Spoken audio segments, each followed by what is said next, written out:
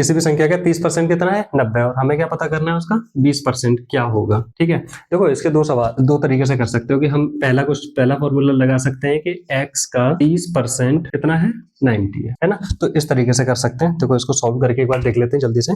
x का 30% equal to 90 which means x into 30 upon 100 कर दो बराबर 90 हो गया। x इक्वल टू कितना हो जाएगा 90 इंटू 100 बाई 3। ठीक है, 0 ये काट दो 3 x इक्वल टू कितना आ जाएगा 300 है ना।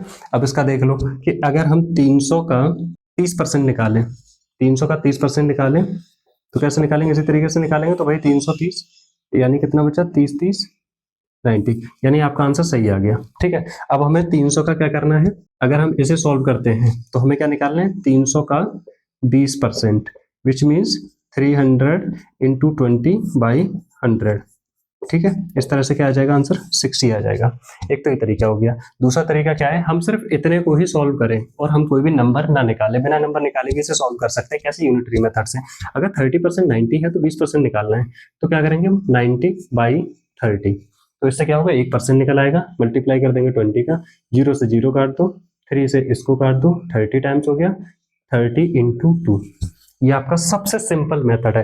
इससे सिंपल कुछ हो ही नहीं सकता कि किसी नंबर का कुछ भी परसेंट दिया गया कि ये है और उसमें से हमें कुछ परसेंट निकालना है तो ये हो जाएगा, है ना। तो ये सबसे सिंपलेस्ट है और सबसे शॉर्टेस्ट है। ये आपका टाइम भी बचाएगा और आपका समय भी बचाएगा, और आपको बहुत ज्यादा इसमें सोचना भी नहीं, बहुत ज्यादा कैलकुलेशन नहीं करनी। देखिए अगर आप इस तरह से करते हैं तो आपको क्या है, कम से कम 6 स्टेप कंप्लीट करने पड़ते हैं, बट यहाँ पे सिर्फ सिंगल स्टेप में, एक ही स्टेप में आप बस क्वेश्चन का आंसर निकाल के रख दोगे भाई, ये लो साहब हो गया 10 सेकंड के अंदर।